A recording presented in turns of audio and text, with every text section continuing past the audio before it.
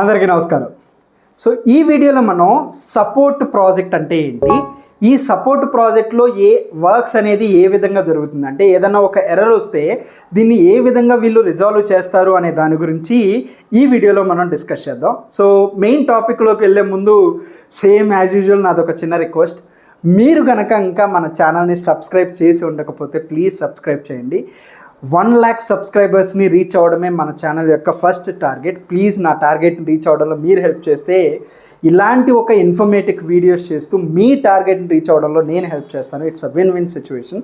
Please అలా చూసేసి వెళ్ళిపోకుండా సబ్స్క్రైబ్ చేయండి. ఇకపోతే మెయిన్ టాపిక్లోకి వెళ్ళిపోదాం. So what is supporting project? అసలు ఈ సపోర్టింగ్ ప్రాజెక్ట్ అంటే ఏంటి అని అంటే, వన్స్ ఒక ఇంప్లిమెంటేషన్ అంతా అయిపోయిన తర్వాత, ప్రొడక్షన్లోకి వెళ్ళిపోయిన తర్వాత ఆ కాన్ఫిగరేషన్ ఇలాంటివన్నీ కూడా టీం అంతా వర్క్ చేస్తూ ఉంటుంది. అంటే లైక్ ఇప్పుడు ఇంప్లిమెంటేషన్ అంటే ఫ్రమ్ ద బిగినింగ్ నుంచి ఎండింగ్ వరకు కాన్ఫిగరేషన్ చేయడం, ఇలాంటి కాన్ఫిగరేషన్ మొత్తం అయిపోయింది. అండ్ ఎవరైతే టీం ఉందో ఎండ్ యూజర్ టీం, వాళ్ళు వర్క్ చేస్తున్నారు కూడా ప్రొడక్షన్ డిపార్ట్మెంట్లో. కొన్నిసార్లు ఆన్ ప్రొడక్షన్లో వర్క్ చేస్తున్నప్పుడు సమ్ ఎర్రర్స్ అనేది రావడం క్వైట్ కామన్గా జరుగుతూ ఉంటుంది. ఎర్రర్స్ అనేది క్వైట్ కామన్గా జరుగుతూ ఉంటాయి. సో ఇలాంటి ఎర్రర్స్ వచ్చినప్పుడు ఆబ్వియస్లీ ఆ ఎర్రర్స్ని రిజాల్వ్ చేయాలి కదా. ఎర్రర్స్ని ఈ ఎండ్ యూజర్సే రిజాల్వ్ చేయడం అనేది పాసిబుల్ కాదు. ఎందుకు అనంటే వాళ్ళకి కొంతవరకే కాన్ఫిగరేషన్ అనేది, అంటే కొంతవరకే వాళ్ళకి ఆథరైజేషన్ అనేది ఉంటుంది. And they don't have authorisation for the development యాక్టివిటీస్ని ఆథరైజేషన్ చేయడానికి వాళ్ళకి ఆథరైజేషన్ ఉండదు యాక్సెస్ చేయడానికి. So and also they don't know how to fix the issues as well. So ఇలాంటి ఎర్రర్స్ అనేది వచ్చినప్పుడు అలాంటి ఎర్రర్స్ని రిజాల్వ్ చేయడం కోసం there will be a supporting team అనేది ఉంటుంది. సో ఈ సపోర్టింగ్ టీమ్ 24/7 అవైలబుల్లో ఉంటుంది. ఎందుకనంటే ఇప్పుడు ఎండ్ యూజర్ టీమ్ అనేది 24/7 వర్క్ చేస్తున్నప్పుడు ఆబ్వియస్లీ సపోర్టింగ్ టీమ్ కూడా 24/7 వాళ్ళు అవైలబుల్లో ఉండాలి. ఎప్పుడైనా ఇష్యూ వచ్చినప్పుడు వాళ్ళు ఇమ్మీడియట్గా రిజాల్వ్ చేయాలి.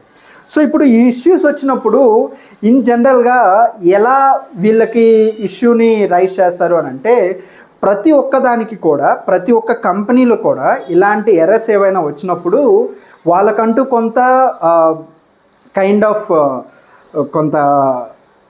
కొన్ని వెబ్సైట్స్ ఉంటాయి. సో ఈ వెబ్సైట్స్లో ఏంటి అని అంటే వాళ్ళు టికెట్స్ అనేది రైజ్ చేస్తూ ఉంటారు. ఈ టికెట్స్ని బేస్ చేసుకొనే, అంటే ఆ టికెట్స్ అనేది రైజ్ చేసేటప్పుడే మన ఎర్రర్ ఏంటి, అండ్ ఇది ఎప్పటి నుంచి మనం ఇలాంటి ఎర్రర్స్ని మనం ఫేస్ చేస్తున్నాము. సో ఇలాంటి డీటెయిల్స్ అన్నీ కూడా ఆ టికెట్ రైజ్ చేసేటప్పుడే మనం ఇన్ డీటెయిల్గా మెన్షన్ చేయాలి. సో అలా మెన్షన్ చేసినప్పుడు ఆ డీటెయిల్స్ని బేస్ చేసుకొని సపోర్ట్ కన్సల్టెంట్ ఆ ఇష్యూని రిజాల్వ్ చేస్తారు. అంటే ఎలా అంటే, మీకు ఇంకొక ఎగ్జాంపుల్ చెప్తాను. ఇప్పుడు మీరు ఒక జిఎల్ ఎంట్రీ పోస్ట్ చేస్తున్నారు. సో ఒక జిఎల్ ఎంట్రీ మీరు పోస్ట్ చేస్తున్నప్పుడు యూ గాట్ ఎ ఎర్రర్. అంటే రెగ్యులర్గా మీరు ఏదైతే జిఎల్ అకౌంట్ని యూజ్ చేస్తున్నారో అదే జిఎల్ అకౌంట్ని ఇప్పుడు యూజ్ చేసేటప్పుడు మీకు ఒక ఎర్రర్ వచ్చింది అని అనుకుందాం. సో అలాంటి ఎర్రర్ వచ్చినప్పుడు సపోర్టింగ్ కన్సల్టెంట్ ఏం చేస్తాడు అని అంటే, అసలు ఎందుకు ఎర్రర్ వచ్చింది, సో దానికి రీజన్ ఏంటి అనేది ఫస్ట్ ఐడెంటిఫై చేస్తారు.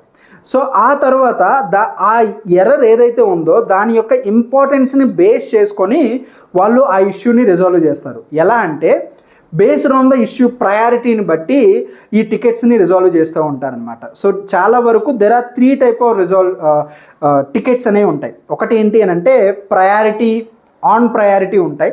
సో ఇలాంటి ఆన్ ప్రయారిటీ టికెట్స్ని they need to close it as much as possible 3 to 6 అవర్స్లో వాళ్ళు క్లోజ్ చేయాలి.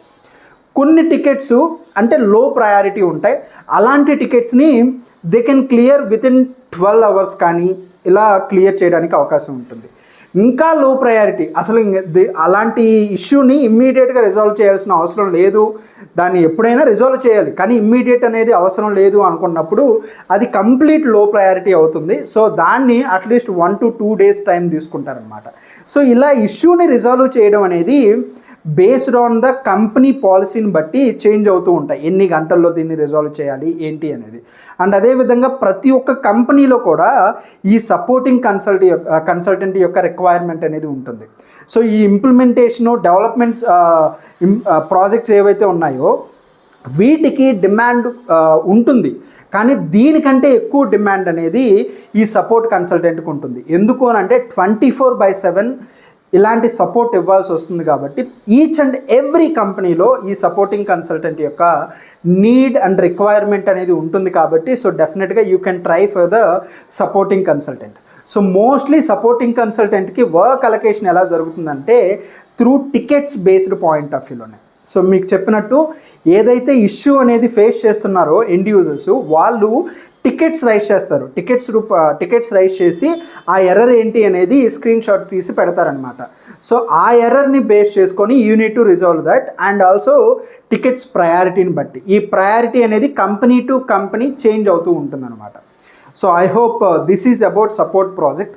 మీకు ఎంతో కొంత ఈ ఇన్ఫర్మేషన్ హెల్ప్ అయిందని అనుకుంటున్నాను. ఈ వీడియో మీకు నచ్చినట్టయితే ప్లీజ్ లైక్ చేయండి.